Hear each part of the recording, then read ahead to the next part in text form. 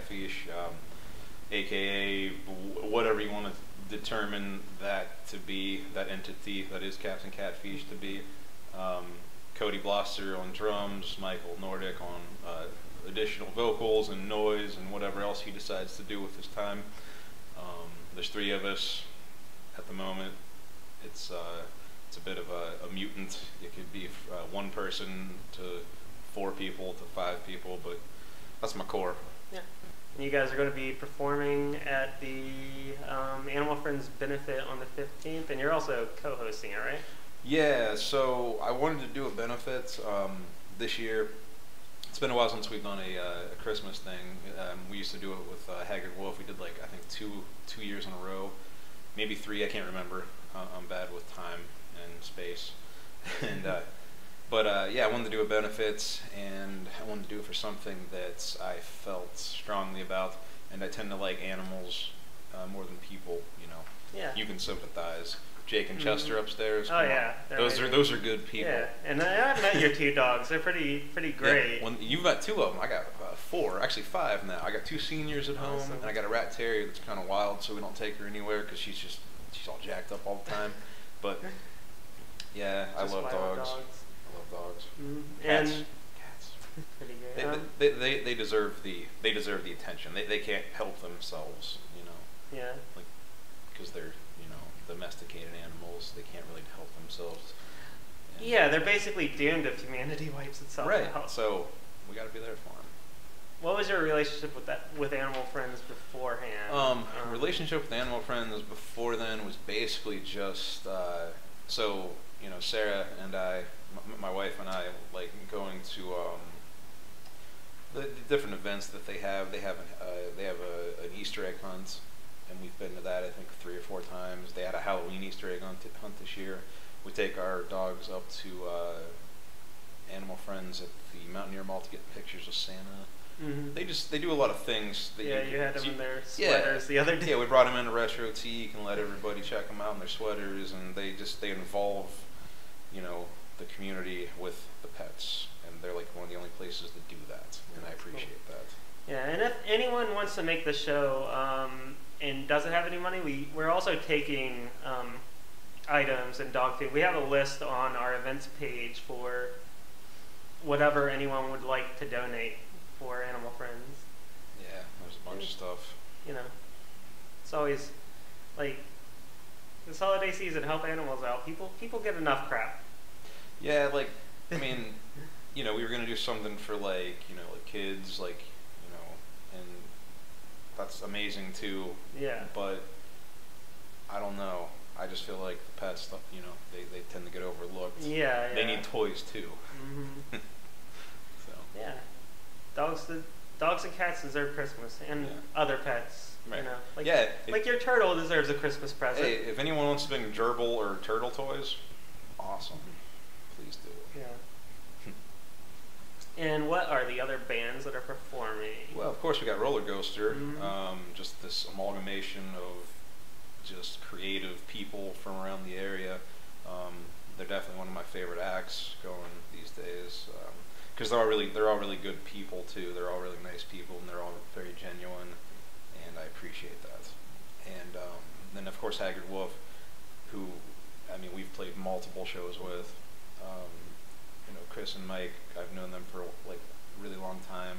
They were actually a part of my wedding in different ways. Mike was the film, you know, he was the video man, and Chris played some music for us. So good dudes. I'm excited to share the stage with them again. Sweet. Yeah. How long have you been performing music?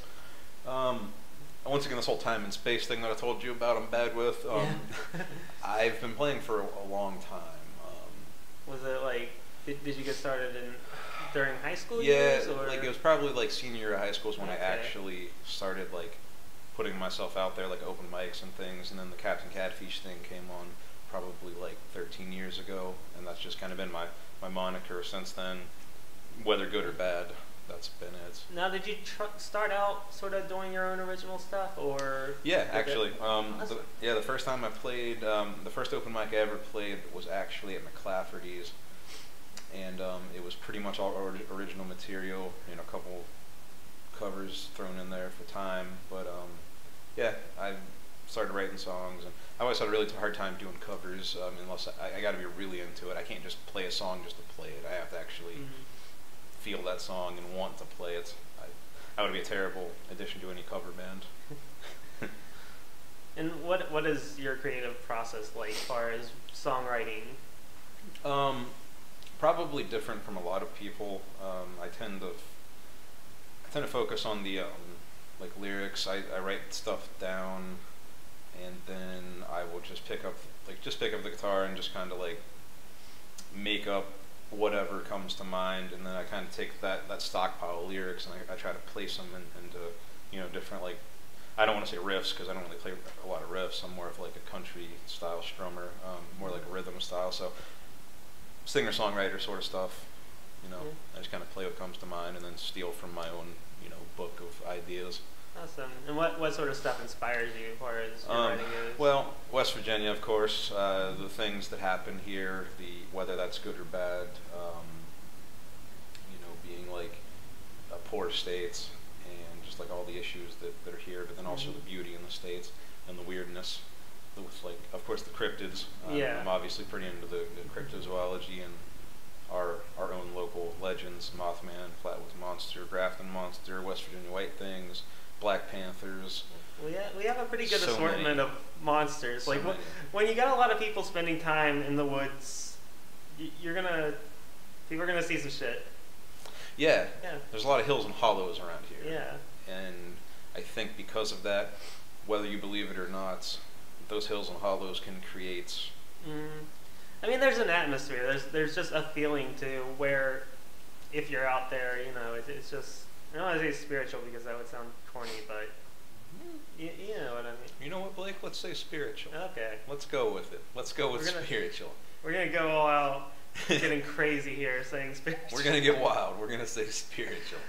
But yeah, it is. It's like a connection to just what's around you. It's genuinely beautiful, and you got coal barons wanting to destroy that. Yeah. I have like a decent vintage toy collection and all that, and a lot of love for Alf and. I was waiting. What's that? I was waiting on you to talk about Alf. Yeah. Well, of course. Yeah, good old. Well, I mean, we're at that point now where like the 30-year rule is affecting us because it's a lot of 80s and 90s stuff that we're seeing. Right. Instead of like whenever we were kids, we were seeing like stuff from the 50s. And it's like, why the fuck is everything in the 50s? Yeah. Like, why is this G.I. Joe so big? Yeah. Yeah, no, it's true, because like I tend to, all the stuff I've collected since I was a child is all like recollected things. I get to that age when I was like 16. But yeah, like, I don't know, it's just, I've always been kind of intrigued by certain collectibles, things that I guess attached to me when I was a child. Obviously, Alf and the California Raisins are two things that stuck with me. I mean, Alf's a cryptid. He is, I mean, you don't really have many like alien, even like series or movies or anything where the alien is actually like furry. Yeah. So you kind of got like that animal kind of Bigfoot crossover. You have like E.T. or Mac. Yeah. Yeah. And mysterious alien creature. Yeah, it's always just like weird skin. You know? There's not enough fur in the alien world. They're like old person children. I mean, yeah, they basically just look like little old dudes running around. You know what I liked about Alf is that he wasn't really magical. Right. Like so many aliens in Hollywood are just magical creatures, and it's like, why does E.T. know magic? There's no explanation for that. I guess it's. No, I mean, not really. Like the only thing, like Alf had like 8 stomachs, so he could eat a lot. I mean, that's kind of a superpower, but kinda. It's found in other animals. Yeah, I mean, cows have reasonable. And outside of performing, what do you do on your free time? Oh, my free time. Free time's hard to find. Work. I'm in the pharmacy business at the moment. Shipping and logistics, but aside from that, it's a lot of taking care of my dogs. They take up a pretty big portion of my life, feeding and making sure they're all kosher. A lot of cuddle time. I watch a lot of cartoons. you know, wrestling here and there, podcasts, things like that. I try to stay creative. I try to, write, keep writing and doing that, because I feel like if I'm not doing that, then I don't feel like I'm being productive enough, like I'm not doing enough with myself. What sort of cartoons have you been watching? So recently I've been watching, I mean, obviously, like, I watch a lot of, obviously I watch a lot of like kids cartoons still too, like Cat Dog and things like that from the 90s, and I still love all that stuff, but they just released King of the Hill on Hulu, and even though I own all the DVDs, it's so good. Yeah. I've just been like binge watching King of the Hill recently, and then every Monday I have Hulu, so Family Guy and The Simpsons and Bob's Burgers are released on Sunday, so Monday rolls around, I watch cartoons. Yeah, I at least make sure that I get to watch Bob's Burgers on the Mondays, because it's so good. That show's just amazing. They named a burger after me this week. Yeah, the Colby by my name. Yes. I don't even know what's on it. I don't care. It's good stuff. Did you ever check out the Bob's Burgers cookbook? Yeah. It's pretty great. Yeah, it's pretty fantastic. I actually got the album collection, which they need to release a second volume of, because since then they've had so many great there's so songs many on songs. Yeah. And as far as nostalgia goes, like, I feel like Bob's Burgers does a really good job of like parodying a lot of 80s stuff while still being like really contemporary. Well, they still tend to be relevant enough, but then they catch those guys that are like watching, like, oh yeah, the 80s. Yeah. How do you feel about the current state of music in Morgantown? Oh, I mean, the state in Morgantown is good. It's as good as as it has been in a long time, and I really appreciate a lot of the stuff that's going on now. I appreciate all the weirdness that's going on now.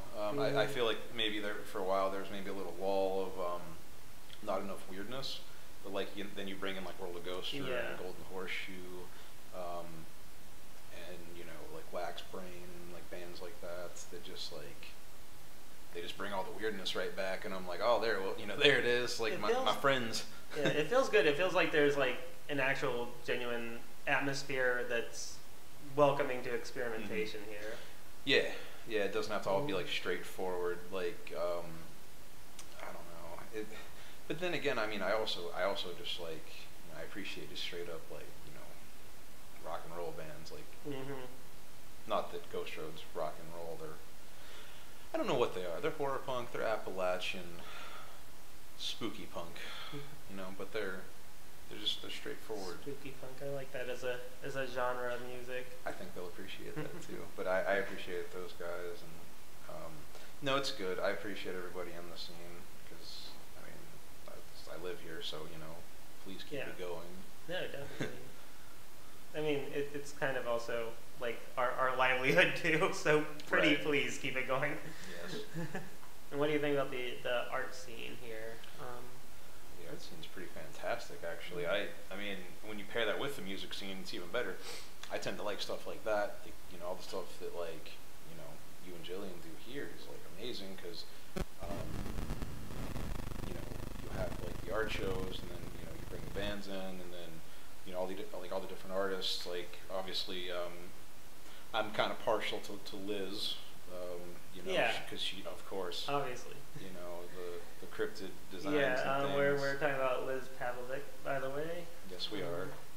She does a lot of really great cryptid pins and prints. Did you see Sloth Thing? I did. Actually, that's one of my favorite things she's done, because I'm a really big Swamp Thing fan too, and I saw that and pretty obsessed with that, actually. Grab your buns. It's Sloth Thing. Yeah, keep on creeping on. Yeah, it's good stuff. But yeah, I really love all the art that's going around these right now. I mean, obviously it's a lot of the art is cryptid themed, which is weird for me, because I've been pretty obsessed with this stuff for a really long time, and now it's like, yeah, it hasn't really started catching on until very recently. Yeah, and I like it. I do. I really do like it, because I feel like people finally understand what I'm talking about. Yeah. And I'm not just like jabbering to you know, one person about, you know. Have you made it to like a lot of the sort of hot spots as far as cryptids go? Yeah. Well, I went to the Mothman Festival this year for the first time. Actually, I've been to Point Pleasant, and you know, did some exploring, like, you know, went to the museum and things like that. But this year was the first year I actually got to the festival, and you know, I spent some time down there and with John Casey from Golden Horseshoe. It's his stomping ground, so he set me up, and you know, we explored the TNT area, and that was interesting. It's a little weird at the time of the festival because there's so many people down there, but yeah, you know, of course, Flatwoods, the museum there is amazing. You know, I've been to the creek bed or the river bed there in Grafton. I've checked out a few spots where the West Virginia white things were encountered, allegedly, like Hunter's Ridge and Fairmont. And then, of course, even the Kingwood Pike where I live, there were Black Panther sightings in the early 80s. And, you know, my mother, father, a bunch of my uncles, and just people around the area saw, you know, an alleged Black Panther, whether that was a mountain lion with, like, a melanin deficiency or whatever. There's a lot of creepiness to go around in the state. Where would your, like, far as the places that you visited, to check out the cryptid hotspots, like, what would your top experience be as far as that goes? I mean, to be honest, like, you know, and I know it's cryptozoology. It's like rooted in, there's some folklore involved there. So when I say like historical places, in my head, that's how I feel about them, you know. But like going to Point Pleasant and checking out the TNT area, that was pretty cool. It was a weird experience because I had a wisdom tooth that was, like, you know, killing me, like it was like infected, and my whole face was hurting. So I had to drown that out with whiskey. So I was a little tipsy during that experience, but, you know, maybe that added to it. I don't know, but I definitely got like that eerie feeling there. And I would like to return and, you know, check it out with you know, less people, I guess. Just yeah, like just one-on-one sort of thing at night. So yeah, Point Pleasant's just got a weird feeling in general. It really does. have you also had any interest in, like, any of the haunted areas in West Virginia? Yeah, of course. I always like to visit places when I can. You know, if I'm around anywhere, like you know, down near Fayetteville, like the Whipple, kind of like the store, like the old coal mining community. I've stopped there a couple times, and even, like, you know, Oak Hill, West Virginia. It's like Hank's last ride, so it's like the spot where they found, like, Hank Williams dead at that old gas station. Been there, and then of course Merritt and Karen. Like, I visited the Owl Creek Weird Mine It's Road. weird that I didn't hear about that until so recently. Yeah. Like, it seems like such a high-profile thing to just go years without hearing anything about it. A brief aside for those unfamiliar with the case of Merritt and Karen, two students attending West Virginia University who went missing after deciding to hitchhike back to their dorms following a night at the movies. Their headless bodies were found in the woods south of Morgantown, West Virginia, and the case went unsolved for 5 years until Eugene Paul Clausen confessed to the crime. Although that's far from the end of the story, as many believe Clausen had nothing to do with the murders. If you want to know more, I recommend the award-winning podcast by Chromatic Media, linked in the description below, which also includes music from local artists like Captain Catfeesh. Well, that's the thing too with this stuff. This is why I tend to write songs about these subjects too. You know, I like to try to, like, keep things alive, and I felt like with that, like, you know, I wrote that song, you know, called Merritt and Karen. I was really stretching there for a title, but I don't know. I like to keep those things alive, regardless of how screwed up the situation is, or like if it's like a negative thing. It doesn't have to be. You know, it kind of drifts. Even though, and that's one of those instances where it goes from like a historical event, drifts into folklore.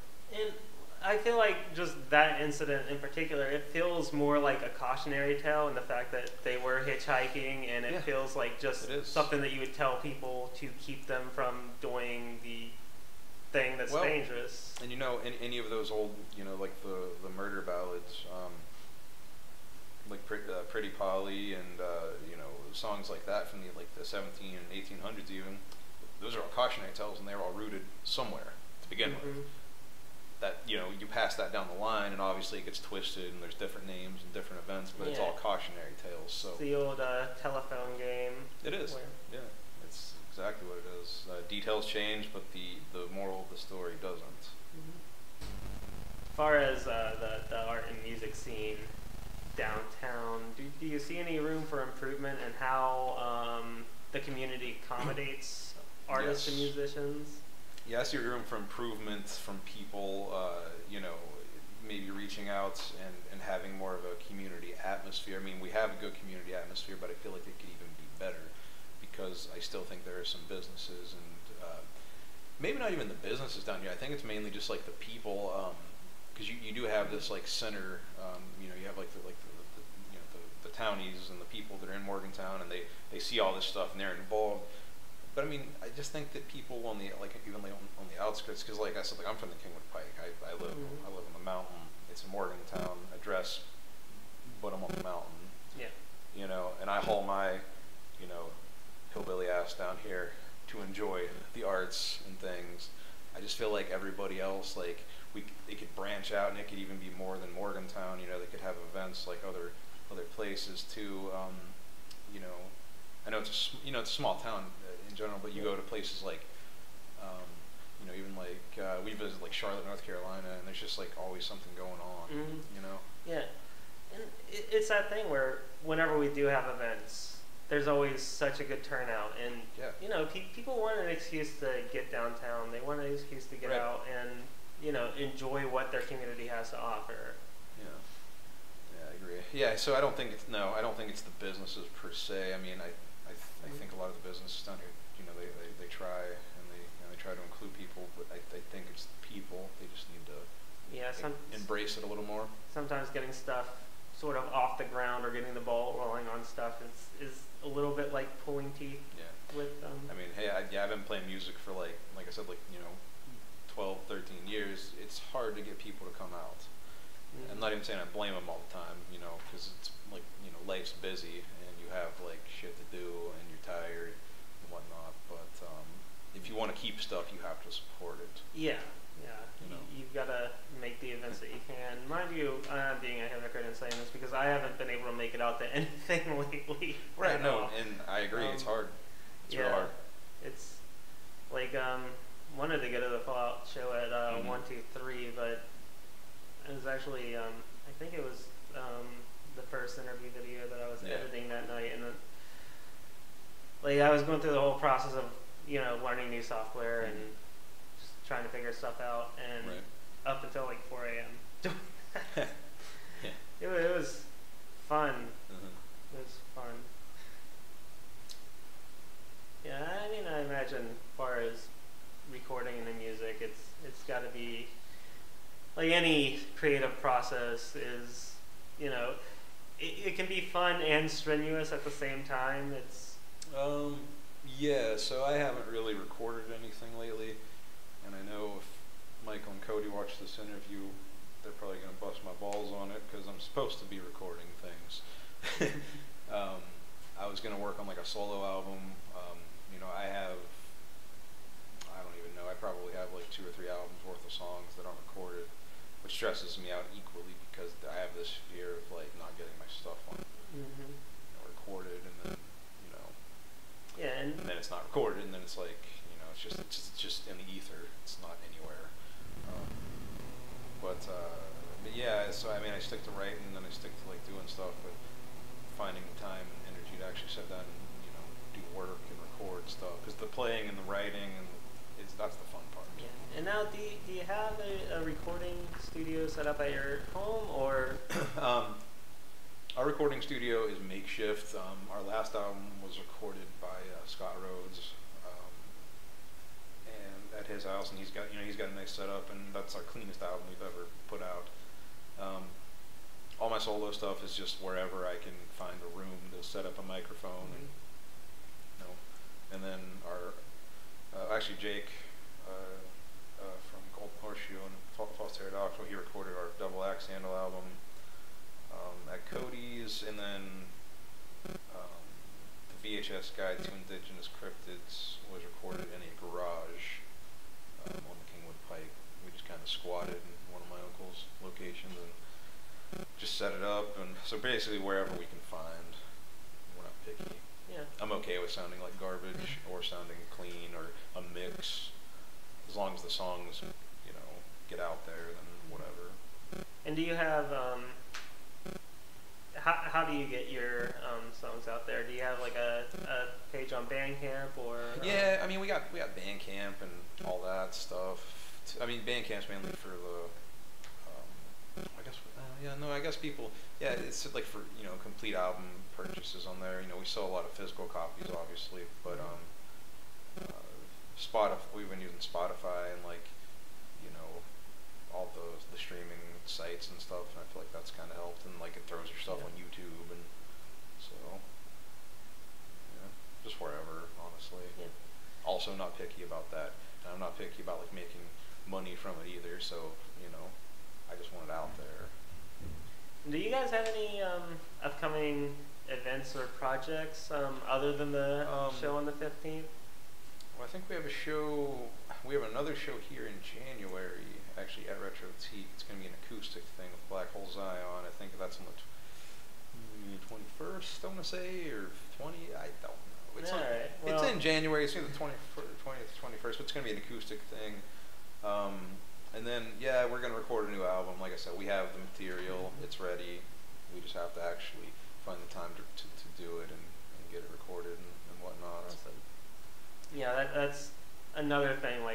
Even if you are creative and, have the material, it's just hard finding the time to just sit down and especially if you have a full-time job on top of whatever you do creatively. It's right. I feel like it's both what gets in the way of a lot of people getting stuff done and also allows them to get stuff done, because kind of you need the money in order to kind of support yourself, but then you're like, man, I could not work and just be doing all this fun stuff. Yeah, equipment's expensive. Right. Well, it is expensive. This also why I have a very small setup. I don't aspire to have anything elaborate. I'm cool with what I got. I guess you don't need too much. I mean, especially not for what we do. Yeah. That's part of our charm is being like a train wreck sometimes, Part of our charm is being kind of like lo-fi and just, and I say hillbilly and I mean that in the most sincere way, because I know some people take that derogatory, but I don't. It can be an endearing statement. Yeah, if I'm saying it about myself or other people, I know that some people use it, as a derogatory statement, but it's just kind of what I feel like. I mean, I can't help it. And we cut corners and things musically and whatnot, but I think the caught a fly. The sincerity and the will to actually create things is there. It's not we're not phoning anything in that aspect. It's just we don't think we need to go all out and be flashy to prove a point or do what we want to do. Case in point, Hassel Adkins, like the king of West Virginia music. It's like sometimes you're going for a certain sound too that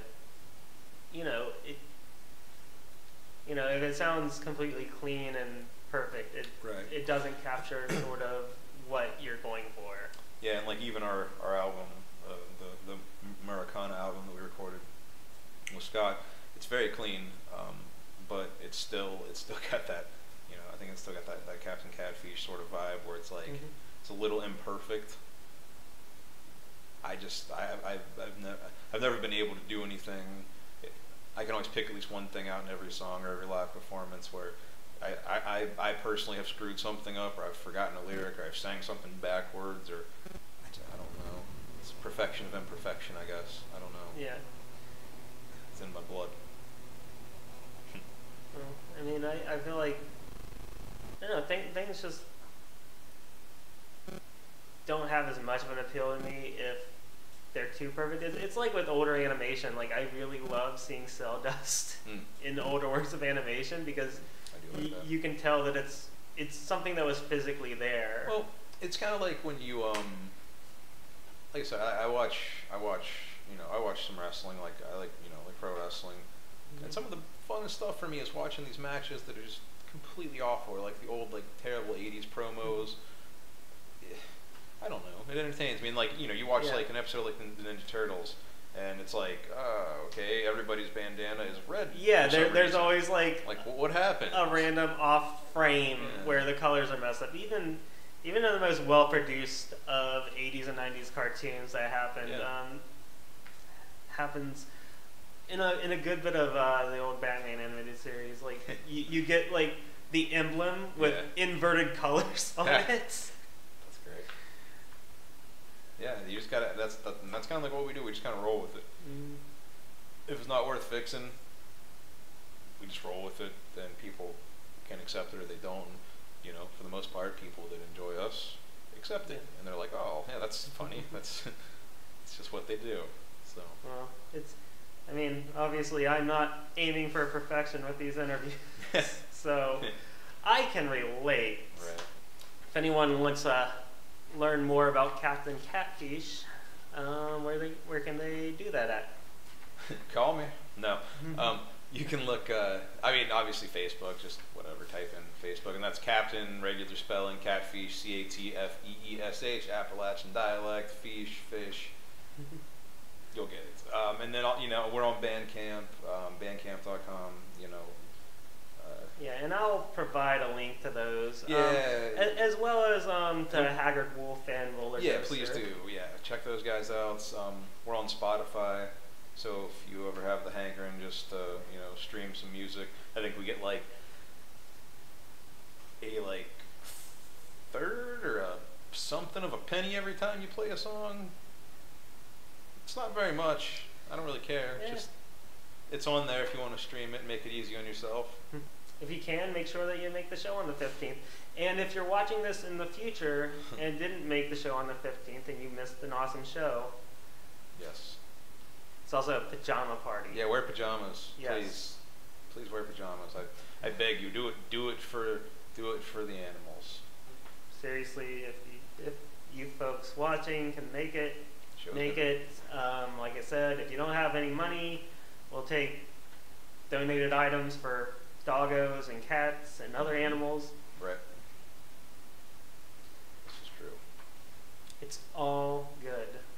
And we'll also have beverages there so you can get drunk and help dogs. What a good time. It's always a good time. And sometimes you can get drunk with your... No, don't get drunk with your dogs. I'm not saying to do that. But if they're around when you do, Right, I don't know how to close the fucking video. I say to close it, we just give everybody a good old wholesome thumbs up. Alright. Thanks for watching, folks. Appreciate you. We'll see you on the 15th. Yes. Till next time, this is Blake Campbell from Morgantown Art Party and Captain Catfeesh from this chair. Signing off. So we're good at this. Yes, we're super good. Alright. Regular Conan O'Brien and Andy Richter over here.